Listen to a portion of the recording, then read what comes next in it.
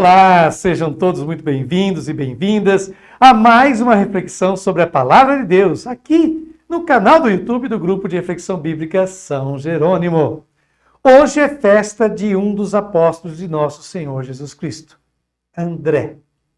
Por isso, a liturgia nos convida a refletir sobre a cena de sua vocação no Evangelho segundo Mateus, capítulo 4, versículos de 18 a 22.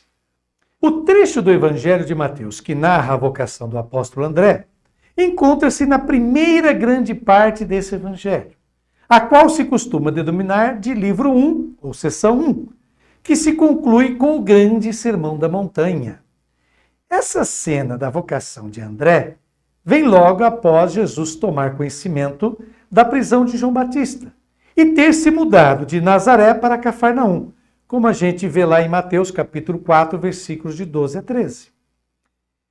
Jesus faz uma nítida opção, atuar na região da Galileia, ou seja, a região mais pobre, mais abandonada e mal vista naquele tempo, seja por parte dos dirigentes judaicos, como pelos romanos dominadores. Tão marginalizada que chamar alguém de galileu era considerado uma ofensa. Os galileus eram desconsiderados pela elite de Jerusalém, a qual os considerava impuros pelo fato de não observarem as prescrições relativas ao templo. E eram detestados pelos romanos por causa das frequentes revoltas políticas que se produziam na Galileia. Pilatos, inclusive, mandou matar um grupo de galileus que oferecia sacrifícios religiosos, como menciona Lucas no capítulo 13, versículo 1. Pois bem, Mateus faz questão, desde o início, de chamar Simão pelo seu apelido Pedro, nome mais conhecido pela comunidade cristã primitiva. Enquanto o Evangelho de Marcos, que inspirou Mateus, o nomina simplesmente Simão. Isso a gente pode conferir lá em Marcos, capítulo 1, versículo 16. Como o primeiro apóstolo, a gente vê isso em Mateus 10, 2, Pedro e seu irmão André são chamados em primeiro lugar. No entanto, isso se dá nos evangelhos sinóticos.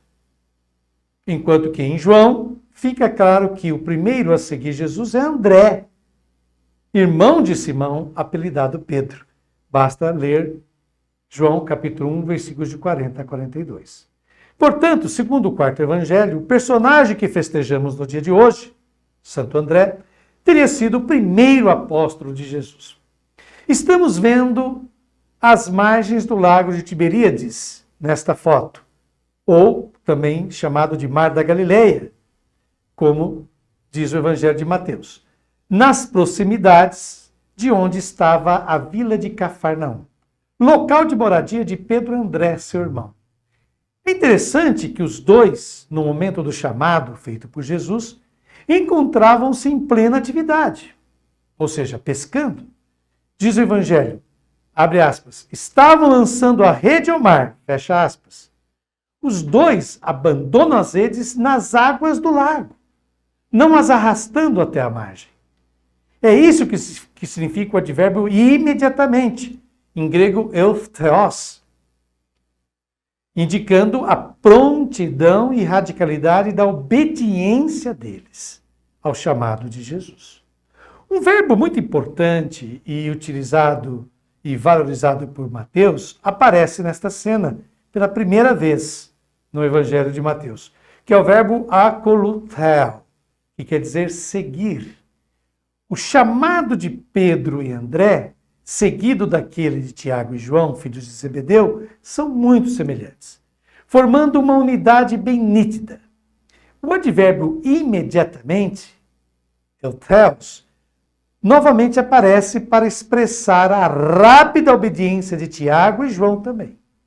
Agora, para que é o chamado de Jesus? Esse chamado, como percebemos no texto que está aparecendo, possui uma dupla finalidade. Primeira, seguir Jesus, vir atrás dele.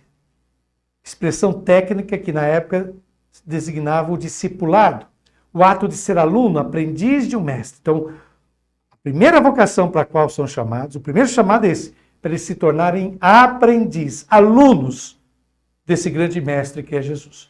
O segundo objetivo, o segundo chamado, que é a consequência desse primeiro, Jesus promete fazê-los pescadores de homens. Assim como ele, que caminha pela Galileia, chamando pessoas para segui-lo, também já é um pescador de homens. Portanto, meus queridos, a primeira e mais importante parte do chamado é a de se tornar discípulo, aprendiz de Jesus.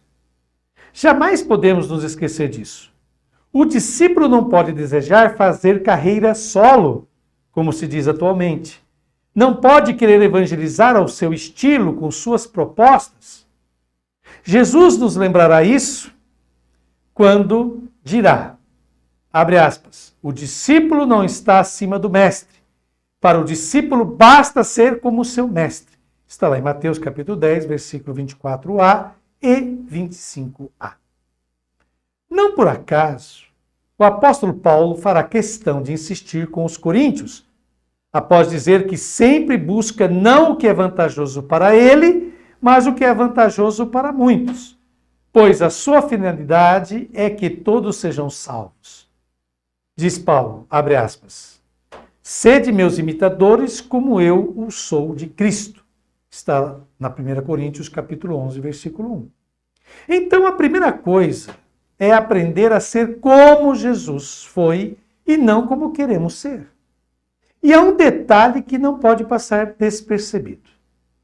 Refiro-me ao fato de Mateus utilizar o mesmo verbo akolutheo, que quer dizer seguir em grego, seja para a vocação dos futuros apóstolos, como vimos no evangelho de hoje, mas também para as multidões, que em grego são okroi, as multidões. E não por acaso, na passagem que segue o evangelho de hoje, que é Mateus capítulo 4, versículos 18 a 22, há um sumário, como os estudiosos costumam denominar, ou seja, um texto que sintetiza, que resume o que virá logo a seguir. Esse sumário está nos versículos 23 a 25, que seguem o evangelho de hoje. E nesse sumário, que é fundamental, a gente lê o seguinte: grandes multidões o seguiam. Olha o verbo akolutheo aí. Grandes multidões o seguiam, vindas da Galileia, da Decápole, de Jerusalém, da Judéia e do Além-Jordão. Está lá em Mateus capítulo 4, 25. Mas esse verbo é usado para multidões, okroi, em todas essas outras passagens que aí estão escritas.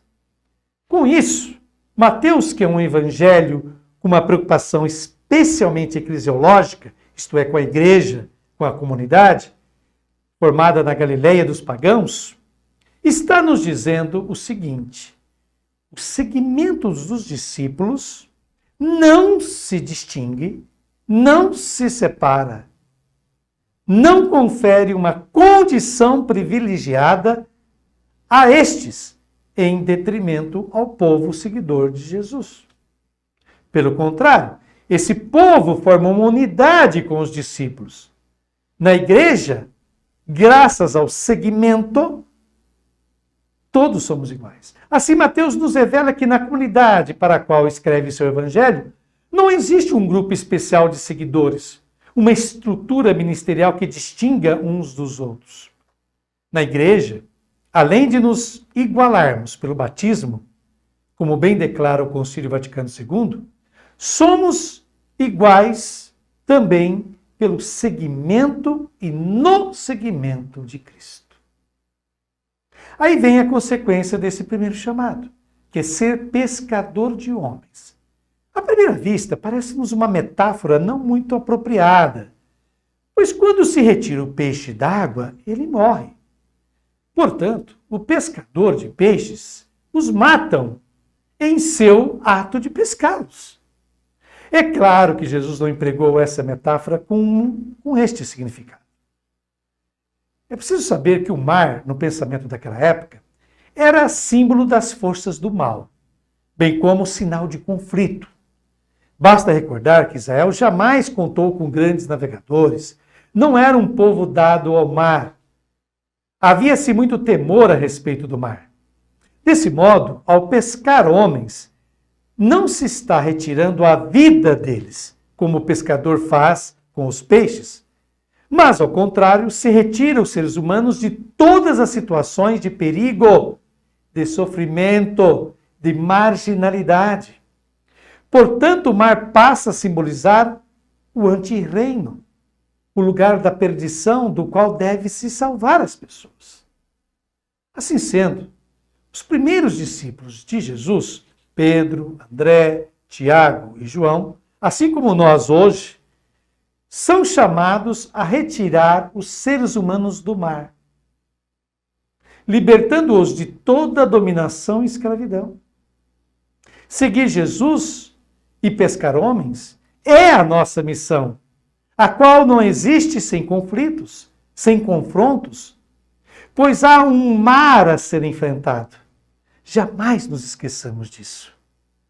Concluo esta reflexão com as inspiradas e apropriadas palavras de nosso colega biblista Sandro Galazzi, que diz, abre aspas, ser pescadores de gente significa ser associados a Jesus na luta que ele começou contra o mar, para que todos tenham vida, para que o reino dos céus, que já está entre nós, se manifeste sem mais dúvidas.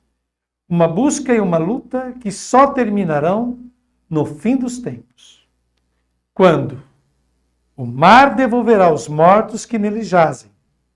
A morte e o inferno entregarão os mortos que nele estão. A morte e o inferno serão então lançados no mar de fogo, como está em Apocalipse, capítulo 21, versículos de 13 a 14. Deus abençoe a todos que nos acompanharam na reflexão do Santo Evangelho desta festa de Santo André Apóstolo. Abraço carinhoso e até uma próxima oportunidade.